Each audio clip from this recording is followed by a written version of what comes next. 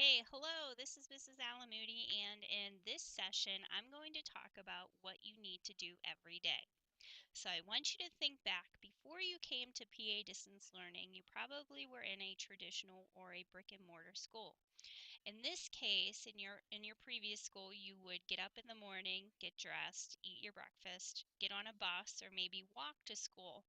Then you started your classes maybe around 8 o'clock, a little bit earlier if you were in high school, a little bit later if you were in elementary school, and you would stay at school all day until 2:30 or 3 o'clock. So during the day at your brick and mortar, your traditional school, you would move around to each of your classes. You would have your math, your science, your social studies, your English language arts, and then your specials like your gym, art, music, those types of things. Well, the same thing applies here. At PA Distance Learning, you are responsible for completing work in every one of your classes every single day. So even though you might not meet with your English language arts teacher, for example, every single day, you will need to complete an assignment in that class every single day. So for example, if I'm looking at the PA Distance Learning schedule for middle school, and if I take, for example, um, Friday, 8th grade has um, language arts with Miss Crooks at 9 and math with Mr. Kachuba at 10. Okay, so you have language arts, you're going to meet with Miss Crooks and the rest of your classmates, and you're going to meet with Mr. Kachuba and the rest of your classmates for math. Okay, so you will work on those two subjects with your class. But you still have science and social studies where you don't meet with those teachers, but you still have work to complete. So what you need to do is before your classes with Miss Crooks and Mr. Kachuba, you need to start your work, or after those classes, you need to complete that work. And any specials that you might have. For example, you have health and wellness with Mr. Stitler. So you will need to complete that work also. So I'm going to show you how you can find out what you are doing every day. So I'm here on the course homepage. So what we're going to do is we're going to scroll down. And as you can see, this is my calendar. See where it says today's calendar? This is my calendar of all of my classes for today. Do apologize, the screen is a little bit smaller, but this is everything that my classes are doing today. So if I want to see what I'm doing, you can check here.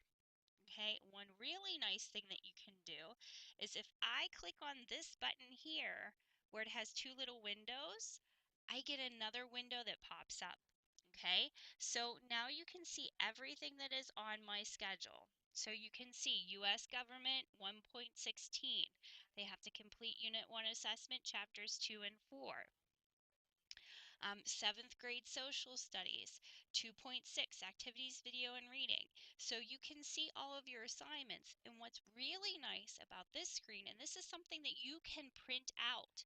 So if I put my mouse on the window and I right click, I go down to print and click on print and it'll let me print this out.